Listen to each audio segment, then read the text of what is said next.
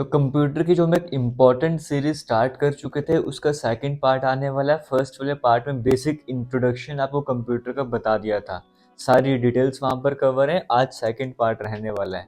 आज की इस वीडियो में कंप्यूटर के जनरेशन हम कवर करने वाले हैं, जैसे एग्जाम में कभी कभी क्वेश्चन आ जाता है। जितने भी इंपॉर्टेंट पॉइंट है वो सारे आज के इस वीडियो में डिस्कस करने वाला हूँ। ये सब कुछ आपको समझ आ जाएगा, अगर नहीं पढ़ा जा रहा तो मैं बोल के भी बता दूंगा, सब कुछ क्लियर हो जाएगा। सबसे पहले हम बात करते हैं, अभी तक इतना बेसिक कंसेप्ट पता होना चाहिए कि 5 तरह के जनरेशन हमारे सामने कंप्यूटर के भी हैं। जिसमें से अगर हम पहले फर्स्ट जनरेशन ऑफ कंप्यूटर की बात करेंगे तो देखो यहाँ पर ईयर मेंशन करा गया 1942 से लेकर 1955 तक जो कंप्यूटर आए थे उन्हें हम कहते हैं कि फर्स्ट जनरेशन थी कंप्यूटर वाली। हालांकि डेट यहाँ पर जो है कहीं पर 1940 से लेकर 56 लिखी होगी, कहीं पर 1940 से लेकर 50 लिखी होगी। तो डेट हर जगह वैरी कर रही है, तो डेट्स को लेकर कंफ्यूजन नहीं क्रिएट करनी है। एक एस्टिमेट लगाना है कि हाँ इसके आसपास का टाइम पीरियड था जब फर्स्ट जनरेशन के कंप्यूटर सामने आए थे, क्योंकि सब जगह डाटा को अलग देखने को मिलेगा। डेट्स इतना ज़्यादा मैटर यहाँ पर नहीं करती है। हिस्ट्री का पोर्शन नहीं है कि जहाँ पे आपको बंगाल का विभाजन कब हुआ था वो एग्जैक्ट डेट पता होनी चाहिए। आगे चलते हैं, अब यहाँ से इंपॉर्टेंट क्वेश्चन स्टार्ट होता है।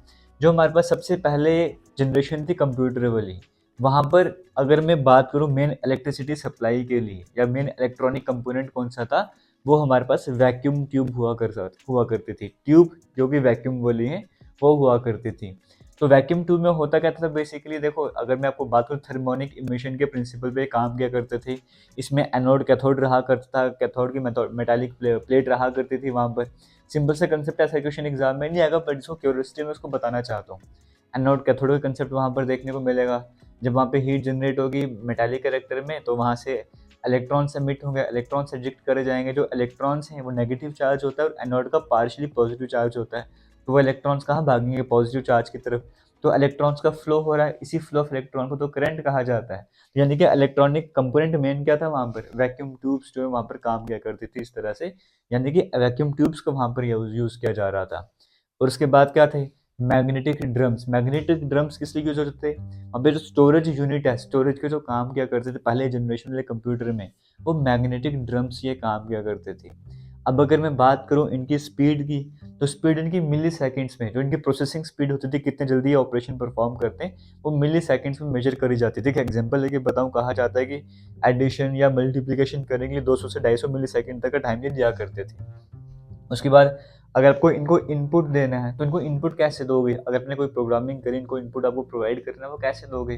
तो उसके लिए पंच्ड कार्ड का यूज़ किया जाता था, जो कि कार्डबोर्ड की तरह होते थे और बीच में आपको डॉट डॉट देखने को मिल रहे हैं। वहाँ पर जो भी आपको इंस्ट्रक्शन देने से पंच होल करना होता था और वो होल जो है कंप्यूटर आगे प्रोसेसिंग वगैरह समझता था, उस तरीके से आप कह सकते हो।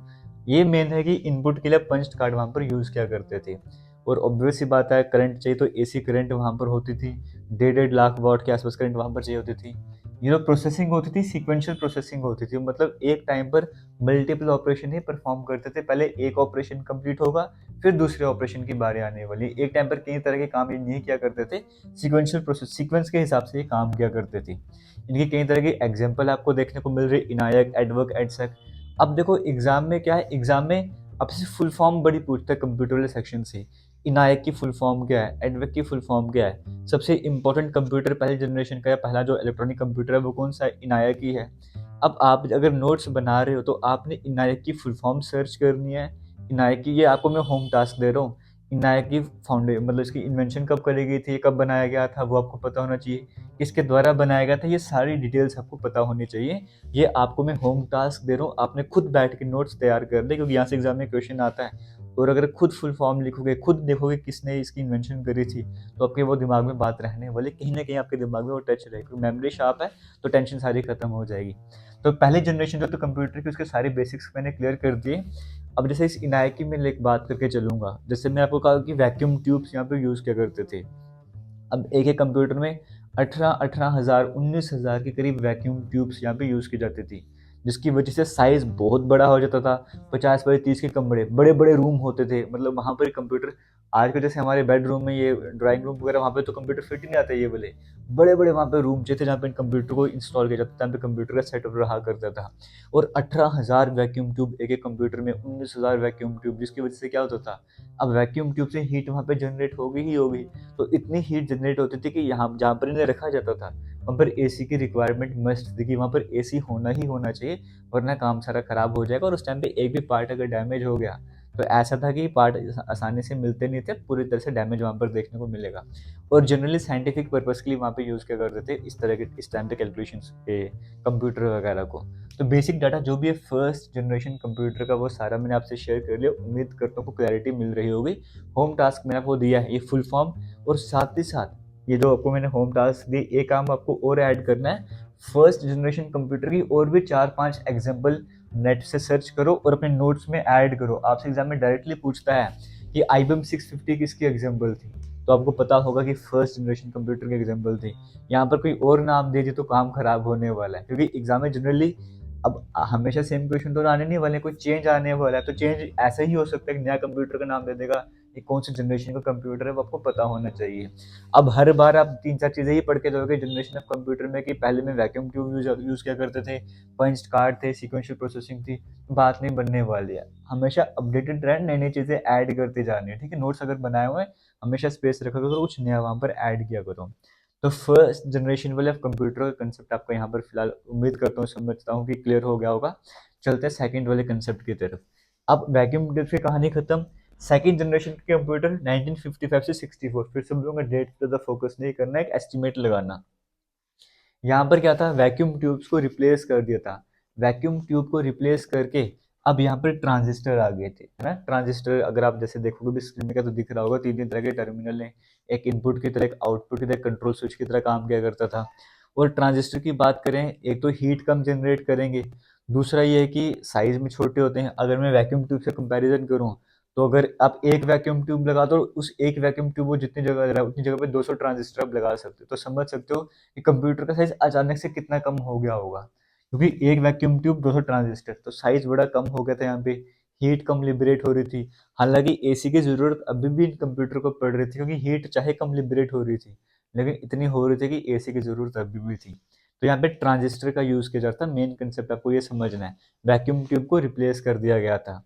और अगर हम स्टोरेज की बात करेंगे, जैसे अभी मैग्नेटिक ड्रम्स को यूज कर रहे थे, तो स्टोरेज के लिए मैग्नेटिक कोर या मैग्नेटिक टेप्स का कंसेप्ट सामने आ गया था। और यहाँ पे जो लैंग्वेज थी वो असेंबली, अच्छा यहाँ पे लैंग्वेज बताना आपको भूल गया। जो फर्स्ट हमारे पास ये जनरेशन कंप्यूटर थे, वहाँ पर मशीन लैंग्वेज, अब 0-1 सुनते थे बाइनरी वाली, वो तो वो मशीन लैंग्वेज को वहाँ पे यूज किया जाता था। ऐड कर देना अपने नोट्स में अगर यहीं से नोट्स बना रहे हो तो। सेकंड जनरेशन ऑफ कंप्यूटर में अब मशीन लैंग्वेज की जगह असेंबली लैंग्वेज का यूज़ किया जाने लगा था, तो ये भी आपको पता होना चाहिए। यहाँ पे स्पीड माइक्रो सेकंड में आ गई थी, मतलब स्पीड और फास्ट होती जाती, एक्यूरेसी बढ़ती जा रही थी। जैसे जैसे आगे बढ़ते जाएंगे स्पीड बढ़ती जाएगी, एक्यूरेसी बढ़ती जाएगी, साइज कम होता जाएगा। ये पोर्टेबल नहीं था, धीरे धीरे हम पोर्टेबल की तरफ पे आ जाएंगे, एक जगह से दूसरी जगह कैरी कर सकते हो। तो ऑब्वियस सी बात है, हम आगे आते जाएंगे तो एडवांसमेंट आपको देखने को मिलती जाएगी। तो इसकी भी कुछ एग्जांपल हैं। पंच कार्ड अभी भी यूज करते, जैसे पहले पंच कार्ड यूज कर रहे थे, वो अभी भी यूज करते हैं इनपुट वगैरह देने के लिए। तो एग्जांपल है, IBM की सीरीज भी आ चुकी थी, यूनिवैक वाले भी आ चुके थे। ये कुछ नाम आपको याद करने और कुछ अपने से ऐड करने। और फुल फॉर्म IBM की क्या है, यूनिवैक की क्या है, नायक की क्या है, एडवक की क्या है, एडसेक की क्या है, ये सारी फुल फॉर्म आपके लिए मस्ट है, ये तो याद करनी है, जो मर्जी हो जाए। अगर जनरेशन ऑफ कंप्यूटर पढ़ रहे हो, ये फुल फॉर्म सबसे इम्पोर्टेंट बन जाता है। आज के टाइम पे एग्जाम में फुल फॉर्म से क्वेश्चन बनते ही बनते हैं। आगे चलते हैं, थर्ड जनरेशन ऑफ कंप्यूटर की बात करते हैं। 1965 से 74, इसको आप इग्नोर कर सकते हो। अब यहाँ पर क्या कर रहे थे, इंटीग्रेटेड चिप्स को यहाँ पर यूज कर जाता। और पता नहीं मैंने एक पॉइंट आपको बताया नहीं बताया, ट्रांजिस्टर की स्पीड 40 टाइम्स ज़्यादा हुआ करती थी वैक्यूम ट्यूब से। तो वहाँ से और आपको परफॉर्मेंस की समझ आ रही होगी, और आपको इसका हम क्या कह सकते हैं, उसको एफिशिएंसी आपको समझ आ रही होगी। थर्ड नंबर पे अगर हम बात करेंगे थर्ड जनरेशन ऑफ कंप्यूटर की, तो यहाँ पे इंटीग्रेटेड सर्किट्स को यूज़ किया जा रहा था। और वैक्यूम ट्यूब की अगर मैं आपको बात बताऊँ, याद आई मेरे को एक बात, जैसे वैक्यूम ट्यूब्स अब इस तरह से भी एस्टिमेट लगा सकते हो कि पहले जो हमारे पास टीवी हुआ करते थे, आजकल क्या पता आपने घर में वो रखा भी हो याद के तौर पर, जैसा भी है, वो पुराने ब्लैक एंड वाइट टीवी हुआ करते थे, वो पीछे से इतना बड़ा पेट या कमर बोलो निकला करती थी, है ना? वो तो वहाँ पर वो क्यों था इतना बड़ा पोर्शन पीछे से, वैक्यूम ट्यूब को वहाँ पे यूज़ किया जाता था। तो इसी वजह से। और आज के टाइम पे देखो स्मार्ट टीवी वगैरह को जिम करवा दी, इतनी स्लिम ट्रिम हो गई। वो क्यों? क्योंकि वैक्यूम ट्यूब का कंसेप्ट खत्म कर रहे हैं। अगर कंप्यूटर में वैक्यूम ट्यूब का कंसेप्ट खत्म कर दिया, तो आज हम टीवी स्मार्ट टीवी में क्यों वो लाएंगे? तो आज साइज देखो, वो क्यों साइज में चेंज आ रहा है। टीवी में तो एडवांसमेंट हो रही है ना, पहले कैसे थे और आज कैसे हो गए। वो भी इसके ऊपर ही कंप्यूटर की तरह ही है कि आप वहां से जो पहले वाले पार्ट हटा रहे हो और टेक्नोलॉजी को यूज़ कर रहे हो, छोटे छोटे पार्ट यूज़ कर रहे हो, तो इस वजह से सब कुछ आपको देखने को मिल रहा है। 3D angle, 3D smart TV आपको देखने को मिल रहे, कितने सारे फीचर आपको देखने को मिल रहे हैं। वैसे कंप्यूटर में था पहले इतने बड़े बड़े, फिर छोटे होते गए, और आज के टाइम में देखो कैसे कंप्यूटर आ गए। मोबाइल फोन भी एक तरह से वही है। थर्ड जनरेशन ऑफ कंप्यूटर की बात कर रहा हूँ, यहाँ पे इंटीग्रेटेड सर्किट्स को यूज़ कर जाता था, आईसी जिसे शॉर्ट में कहा जाता है, इसे आप सिलिकॉन चिप्स के नाम से भी जान कह सकते हो। तो एक चिप होती थी सिलिकॉन की, जिसमें कई तरह के ट्रांजिस्टर एक जगह में रखे जाते थे। इंटीग्रेटेड का मतलब क्या होता है, मिलाना, एक साथ लाना ना। तो इंटीग्रेटेड सर्किट का कंसेप्ट आ रहा था, ये और एडवांस आगे बढ़ते जाएंगे, एडवांस लेवल ऑब्वियसली बात है आता जाएगा। यहाँ पे स्टोरेज के लिए मैग्नेटिक कोर तो था, लेकिन अब बड़ी बड़ी मैग्नेटिक कोर्स यहाँ पे यूज़ कर रहे थे। स्पीड नैनो सेकंड पर आ चुकी थी, और कम स्पीड और फास्ट वे में जो है कंप्यूटर ये काम कर रहे थे। लेकिन अब यहाँ पे देखो, इनपुट आउटपुट की जगह आपके पास क्या थे, मॉनिटर का कंसेप्ट आ गया था, कीबोर्ड आ गए थे, ये सब कुछ अब आपको इनपुट आउटपुट के तौर पर आ चुके थे। तो ये बड़ा एडवांसमेंट था आपके पास।